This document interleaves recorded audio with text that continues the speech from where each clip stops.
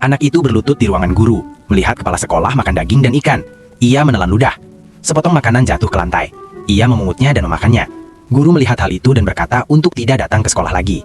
Kakeknya lalu membawanya untuk memohon pada kepala sekolah. Melihat pakaian kakeknya yang usang, kepala sekolah bersikap tidak hormat. Suatu hari ibunya tiba-tiba pulang. Kakeknya mengabaikannya dan anak itu hampir tak mengenalinya. Ibunya memang tidak pernah kembali sejak ayahnya meninggal.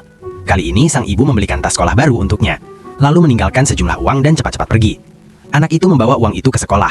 Dalam perjalanan, ia melihat seorang anak cacat berjalan perlahan. Ia berhenti dan menggendong anak itu sampai ke sekolah. Karena itu, ia terlambat. Guru menghukumnya dengan menyuruhnya membersihkan toilet.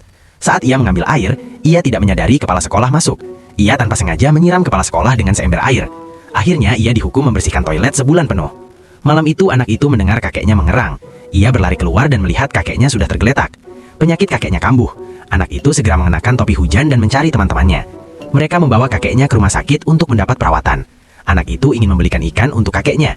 Lalu ia membeli sekotak es lilin untuk dijual. Namun ia pemalu dan jarang bicara. Ia tidak bisa menjual satupun. Jadi ia berlutut dan berpura-pura menjadi anjing, membiarkan anak-anak lain menaikinya. Setelah itu barulah orang-orang membeli dagangannya. Keesokan harinya ia terus berjualan. Seorang anak yang menunggangi punggungnya mendorongnya jatuh. Seorang wanita mengusir anak nakal itu. Melihat hidung anak itu berdarah, wanita itu merasa iba dan menegur anak-anak dengan keras. Meski begitu, anak kecil itu tetap ingin menjual es lilin. Ia hanya butuh 2 yuan lagi untuk membeli ikan besar. Tapi saat melewati rumah wanita itu, ia tertarik melihat sebuah pesta pernikahan di dalam. Ia meninggalkan es lilinnya di bangku. Saat mengintip lewat jendela, anak-anak nakal mencuri semua es lilinnya. Ketika ia mencarinya, anak-anak nakal itu sudah melahap es lilin di gang sambil menertawakannya. Anak kecil itu kemudian pergi membeli ikan dengan semua uangnya. Ia memilih yang paling besar, namun penjual meminta 4 yuan. Uangnya hanya 1,5 yuan. Akhirnya penjual memberinya 2 ikan kecil. Ia membuat sup ikan lalu segera menemui kakeknya.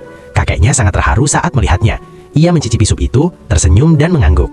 Jadi, jika kamu bertemu anak ini, maukah kamu menolongnya? Tulis di komentar.